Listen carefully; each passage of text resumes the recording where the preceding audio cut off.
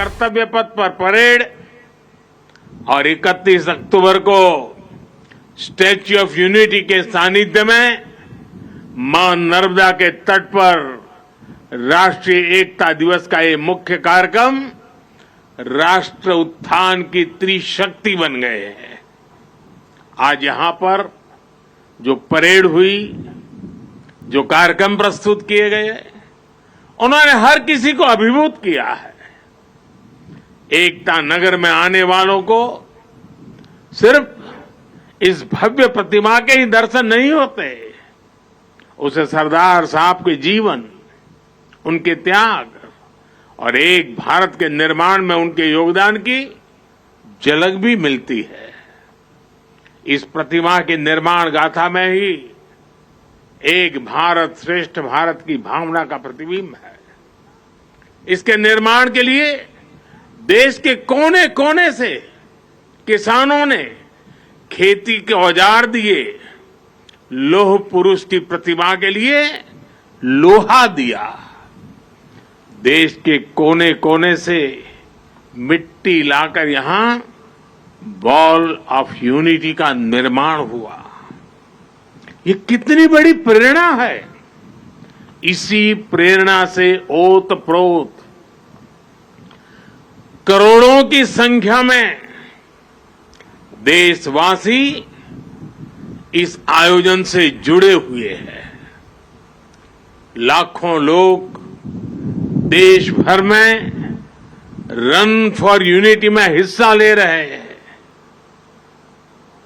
एकता के लिए दौड़, लाखों लोग सांस्कृतिक कार्यक्रमों के जरिए इसका हिस्सा बन रहे हैं। जब हम देश में एकता का ये प्रवाह देखते हैं, जब 140 करोड़ भारतीयों में एकजुटता के ये भाव देखते हैं, तो ऐसा लगता है जैसे सरदार साहब के आदर्श ही एक भारत श्रेष्ठ भारत का संकल्प बनकर हमारे भीतर दौड़ रहे हैं। मैं इस पावन अवसर पर सरदार वल्लभ भाई पटेल के चरणों में नमन करता हूं। मैं सभी देशवासियों को राष्ट्रीय एकता दिवस की अनेक अनेक शुभकामनाएं देता हूं। मेरे परिवारजनों, आने वाले 25 साल भारत के लिए इस शताब्दी के सबसे महत्वपूर्ण 25 साल है।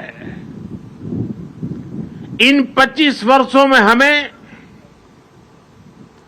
अपने इस भारत को समृद्ध बनाना है, हमारे भारत को विकसित बनाना है। आजादी के पहले 25 साल का एक ऐसा कालखंड आया था पिछली शताब्दी में, जिसमें हर देशवासी ने स्वतंत्र भारत के लिए खुद को खपा दिया था।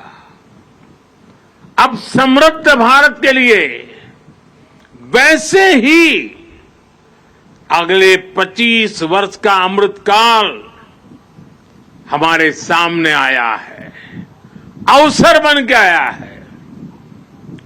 हमें सरदार पटेल की प्रेरणा से हर लक्ष्य को हासिल करना है। आज पूरी दुनिया भारत को देख रही है। आज भारत उपलब्धियों के नए शिखर पर है।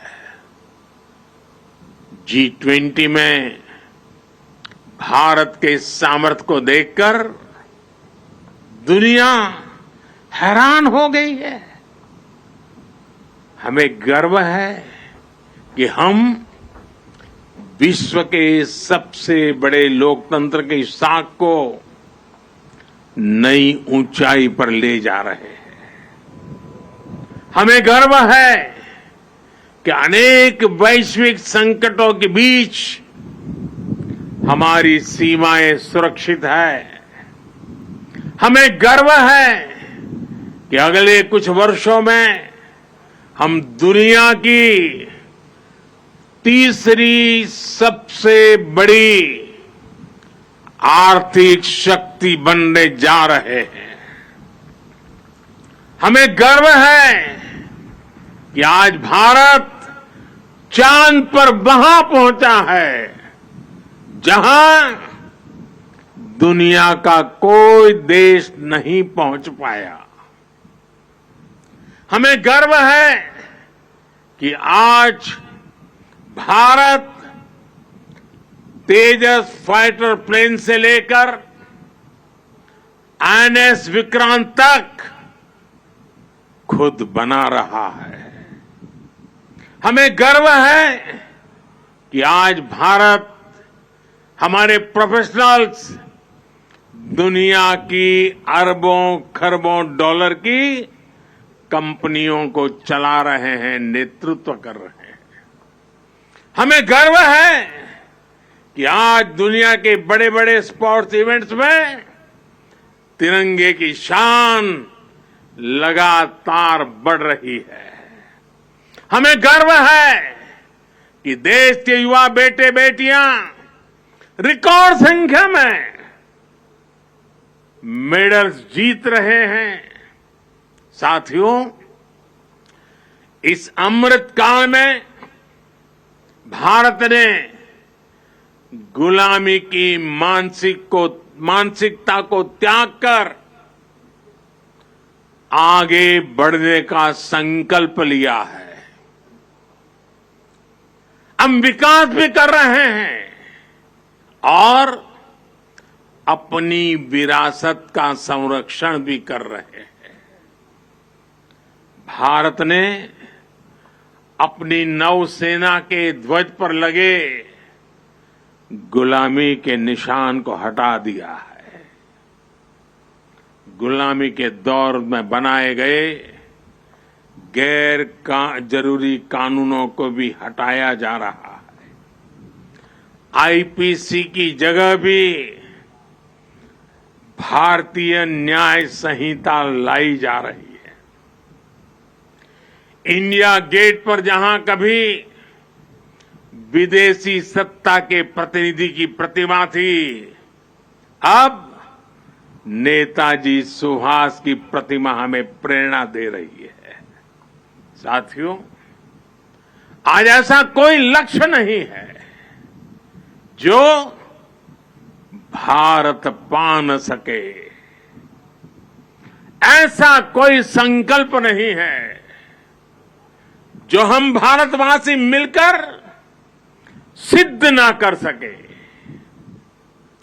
बीते 9 वर्षों में देश ने देखा है कि जब सबका प्रयास होता है तो असंभव कुछ भी नहीं होता है। किसने सोचा था कि कभी कश्मीर आर्टिकल 370 से मुक्त भी हो सकता है, लेकिन आज कश्मीर और देश के बीच आर्टिकल 370 की वो दीवार गिर चुकी है। सरदार साहब जहां भी होंगे सबसे ज्यादा प्रसन्नता अनुभव करते होंगे और हम सबको आशीर्वाद देते होंगे।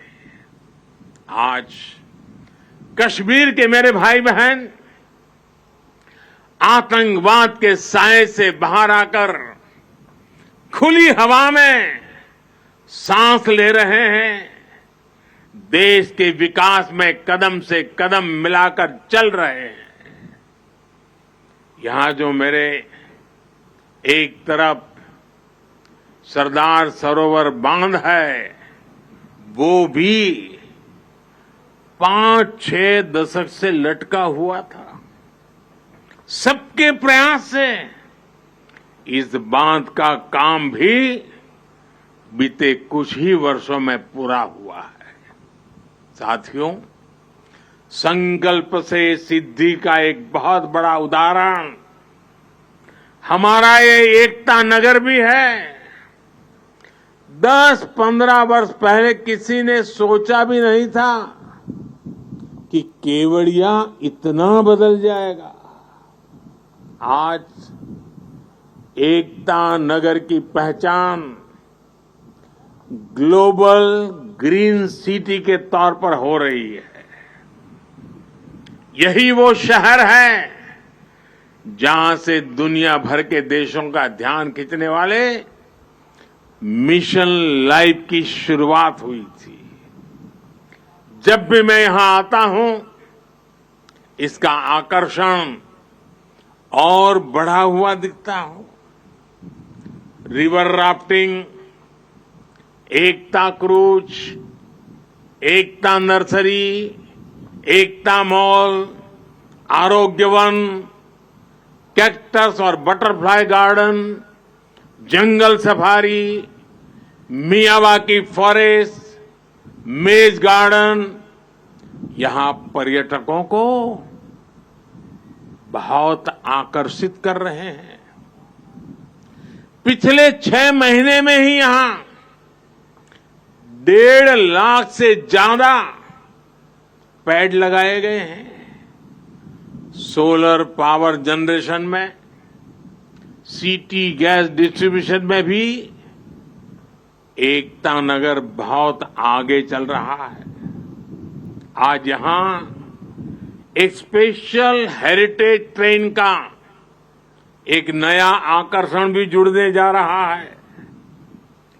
एकता नगर स्टेशन और अहमदाबाद के बीच चलने वाली इस ट्रेन में हमारी विरासत की झलक भी है और आधुनिक सुविधाएं भी है।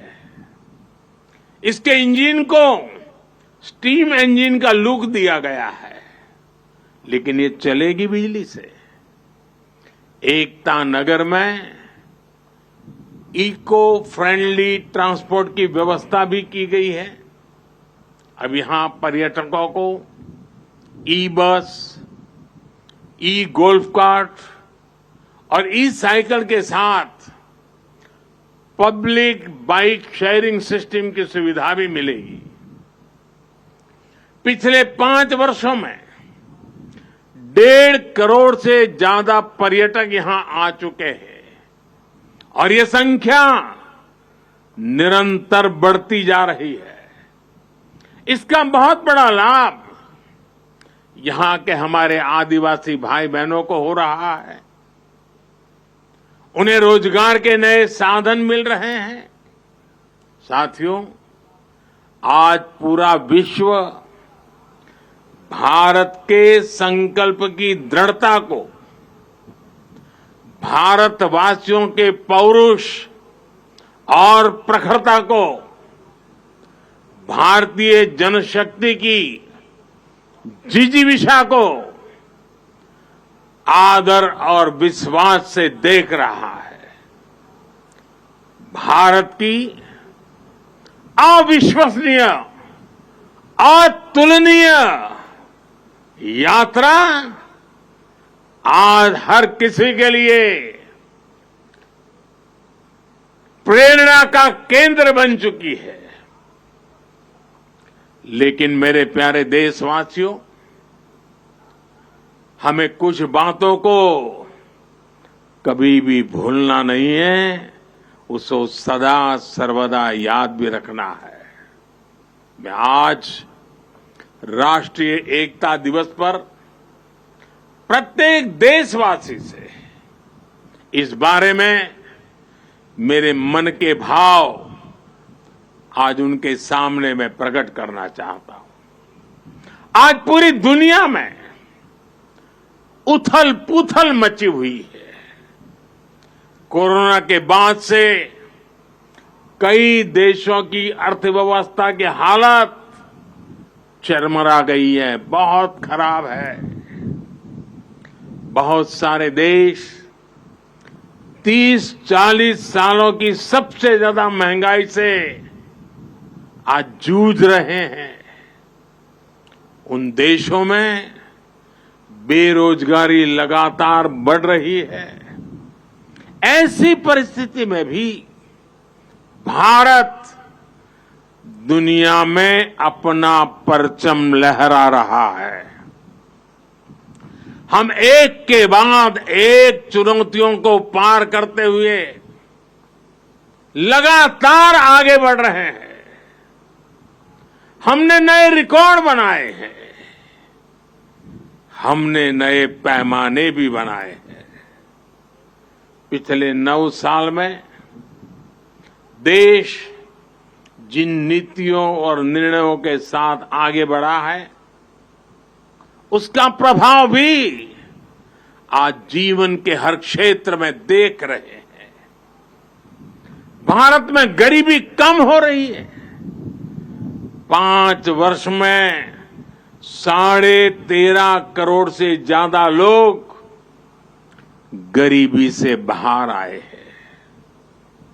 हमें विश्वास मिला है कि हम देश से गरीबी को खत्म कर सकते हैं और हमें इसी दिशा में निरंतर आगे बढ़ते ही रहना है। और इसलिए प्रत्येक भारतवासी के लिए ये समय बहुत महत्वपूर्ण है। किसी को भी ऐसा कोई काम नहीं करना है जिससे देश की स्थिरता पर आंच आए। हमारे कदम भटकने से हम लक्ष्य से भी भटक जाएंगे। जिस परिश्रम से 140 करोड़ भारतीय देश को विकास के पथ पर लेकर आए हैं, वो कभी भी व्यर्थ नहीं होना चाहिए। हमें भविष्य को ध्यान में रखना है और अपने संकल्पों पर डटे रहना है। मेरे देशवासियों, देश के पहले गृह मंत्री होने के नाते सरदार पटेल देश की आंतरिक सुरक्षा को लेकर बहुत सख्त रहते थे। लोह पुरुष थे ना।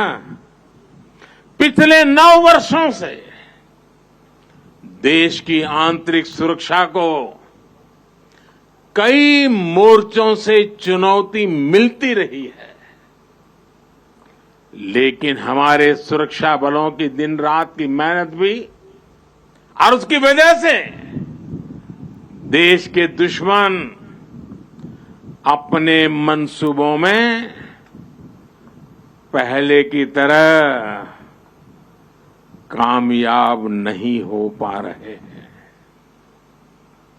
लोग अब भी उस दौर को नहीं भूले हैं जब भीड़ भरी जगहों पर जाने से पहले मन शंका से भर जाता था।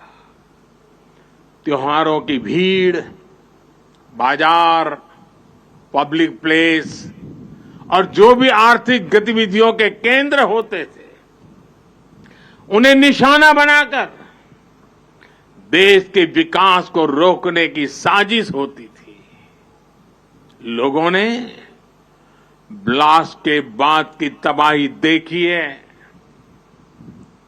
बम के धमाकों से हुई बर्बादी देखी है। उसके बाद जांच के नाम पर उस समय की सरकारों की सुस्ती भी देखी है। आपको, देश को उस दौर में वापस लौटने नहीं देना है। हमारे सामर्थ्य से उसे रोकते ही रहना है। जो लोग देश की एकता पर हमले कर रहे हैं। हम सभी देशवासियों को उन्हें जानना है, पहचानना है, समझना है और उनसे सतर्क भी रहना है। साथियों, देश की एकता के रास्ते में हमारी विकास यात्रा में सबसे बड़ी रुकावट है तुष्टीकरण की राजनीति। भारत के बीते कई दशक साक्षी हैं कि तुष्टीकरण करने वालों को आतंकवाद, उसकी भयानकता, उसकी विकरालता कभी दिखाई नहीं देता। तुष्टीकरण करने वालों को मानवता के दुश्मनों के साथ खड़े होने में संकोच नहीं हो रहा है। वो आतंकी गतिविधियों की जांच में कोताही करते हैं, वो देश विरोधी तत्व पर सख्ती करने से बचते हैं।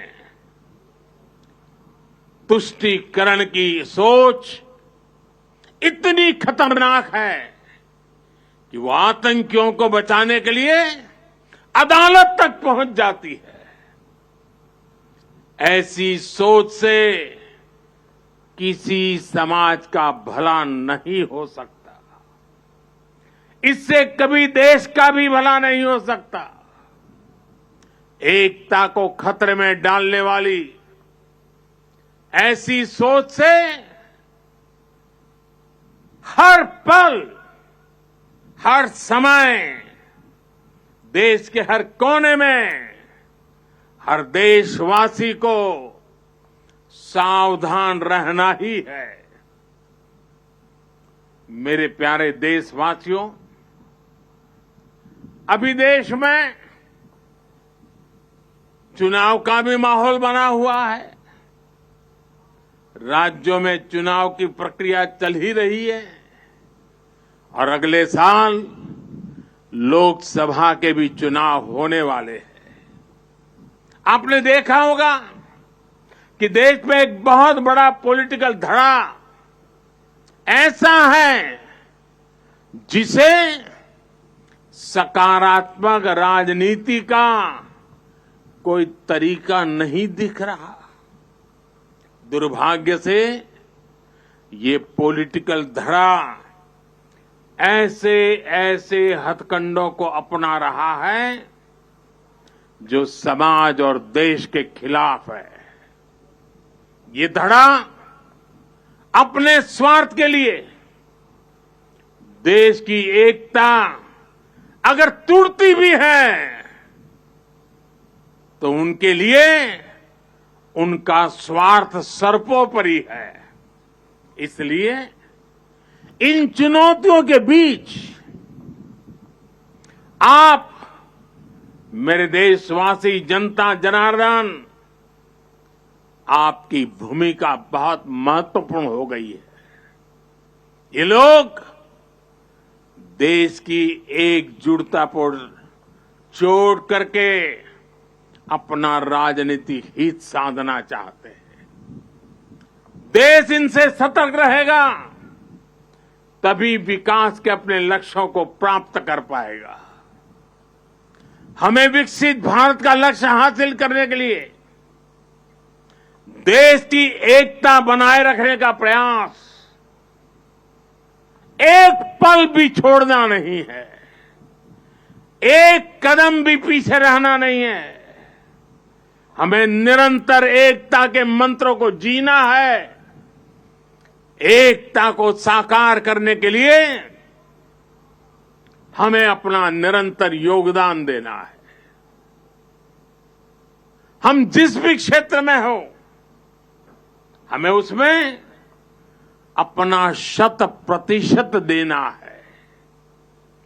आने वाली पीढ़ियों को बेहतर भविष्य देने का केवल यह उत्तम से उत्तम मार्ग है और यही सरदार साहब की हम सभी से अपेक्षा है।